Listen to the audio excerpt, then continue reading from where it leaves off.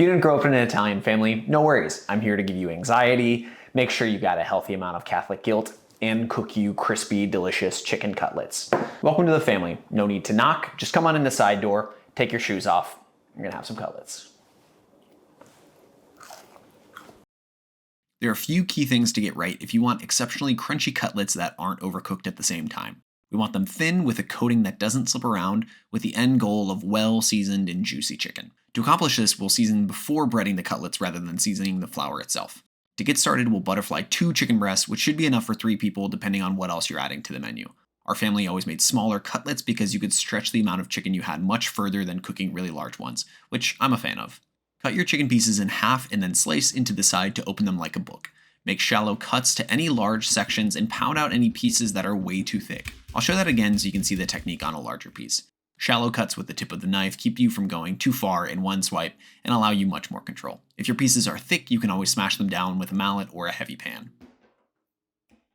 With the chicken pieced apart, season both sides with salt, pepper, and garlic powder. We'll have seasoning in the final breading as well, but this is a nice and easy way to flavor the chicken itself. Salt also does an amazing job to keep the chicken moist while cooking. Trust me, this is one of the easiest ways to level up your cooking. Set the seasoned chicken in the fridge on the bottom shelf while we work on the sauce and breading. Growing up, I pretty much only ate these with hot sauce, so I want to honor that with a tasty little Calabrian chili vinaigrette.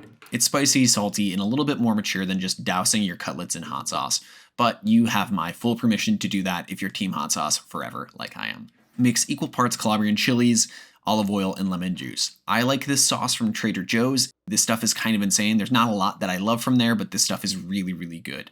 Add enough Parmesan cheese to season this along with the salt and pepper. Mix this up and enjoy a tangy sauce, perfect for blessing these cutlets or just on top of a side salad. We'll set this in the fridge to mingle while we set up our breading station. My mom always taught me that flour was unnecessary for these cutlets, but because I'm the youngest child, I strongly disagree with that, so I stick with the standard 3-stage breading process. Let's define what that means. The flour is there to lightly coat the chicken so that the egg has something to stick to. The egg batter gives us enough liquid for the breadcrumbs to grab onto and rehydrate. That rehydrated breadcrumb crust is what is going to turn deliciously crispy when fried.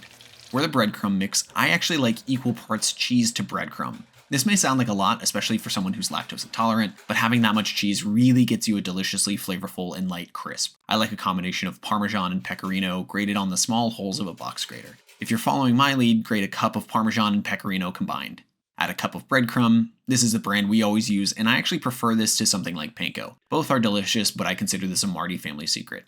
Season this with salt, pepper, and smoked paprika, mix it together with your hands, and your breadcrumb mix is ready to go. Beat 2 eggs with a little water, and then lay down half a cup of flour in a shallow dish. This is our 3-step breading situation, so strap in, this gets a little messy. Take your chicken out of the fridge and dip it into the flour first. Completely coat them in the flour very lightly. I'm talking basically nothing. This is just enough to hold on to the egg mixture. I like to shake and slap off any extra, but make sure that every inch is covered. Place them in the egg mixture to coat, and be sure to get all the dry parts covered. Again, this is what's going to hold on to the breadcrumbs, so don't leave any dry sections. Move this to the breadcrumbs and press them firmly into the chicken. Pressing it in like this gets us a really good adhesion from the cheese and breadcrumb. People always say do one hand wet and one hand dry, which sounds great in practice, but I always end up devolving into a mess of coated fingers. Who really cares? It's my kitchen and I have to clean it anyways. Work your way through all of your pieces of chicken and we'll get our frying set up. For this, I like to have a cast iron pan, a pre-cooked tong and a post-cooked tong, and a sheet tray with a rack on it for the finished cutlets.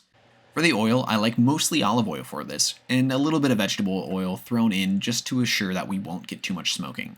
Consider it a 70-30 split for the two, but we need enough oil to just cover the bottom of the pan and then some. We're not deep frying here. Get the oil hot over medium heat, and you can tell if it's ready if you see bubbles forming around a wooden spoon, or if you drop in a little breadcrumb and it bubbles. Carefully lay your breaded chicken in, and I like to start with the larger pieces first. Be careful not to splatter yourself with oil, so lay the chicken away from you. The temperature should be at a right place where you're not scared of getting pelleted by crazy hot oil the whole time. It should be making a kind of noise. Because these are so thin, they usually need about 2 to 3 minutes aside, which is right around the time that they start turning golden brown. Normally, white meat runs the risk of getting dry and overcooked, but our pre-salting affords us a little wiggle room on the cook time. Work through all your chicken in batches, keeping a close eye on the temperature and oil levels.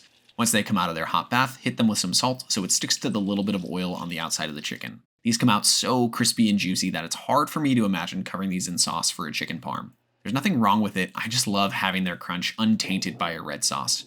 We often ate this with either a side of spaghetti, again I would keep them totally separate, or a side of broccoli and rice. You serve them however you like though, just make sure to include something a little spicy or vinegary to cut through the salty cheesiness. You know, I'm not ashamed to say that sometimes ketchup even sneaks its way onto my plate. If you think you like Chick-fil-A's chicken, I raise to you the Italian mother's chicken cutlet.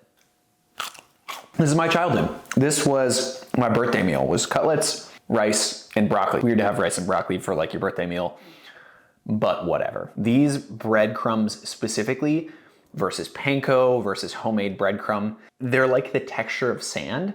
So the whole thing comes together to create this like army of crispy, crunchy, sandy coating that I really like. It's really delicious. Seasoning the meat instead of the breading lets you really nail the actual seasoning of the chicken. Also seasoning it and letting it sit in the fridge gets you a much juicier cutlet. That's kind of the secret to not overcooking what is essentially a very thin piece of white meat chicken.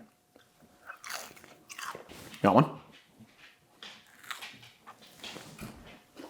I think that this is my 10th cutlet this week. Well, actually, this is, I think, now? the 11th. That's probably 11. How many cutlets is too many cutlets? My stomach will probably let me know soon. Probably. My stomach does hurt. As always, as per usual, I have a tummy ache. No way. Hot girls have tummy aches. Hot boys have tummy aches too. These cutlets are perfectly juicy with a well-seasoned crunch that any Nona would be proud of. The half breadcrumb, half cheese mixture makes an edge that's really, really crispy, delicious, and seasoned to perfection. The smoked paprika in the breading gives a little bit of smokiness without leading too heavy into the barbecue fried chicken type of territory. At our house, we have a pretty open door / extra seat policy at our table, so we always made a huge batch. I recommend you do the same if you want to make quick friends with your neighbors. If you're interested in getting more fun cooking videos each week, subscribe to my channel and hit the notification bell so you know when each video goes up. If you want to join me on this journey, consider becoming a patron like these amazing people do. If you grew up in an Italian family, be sure to share your most contested, argumentative cooking thoughts in the comments. Thanks for watching. Cheers.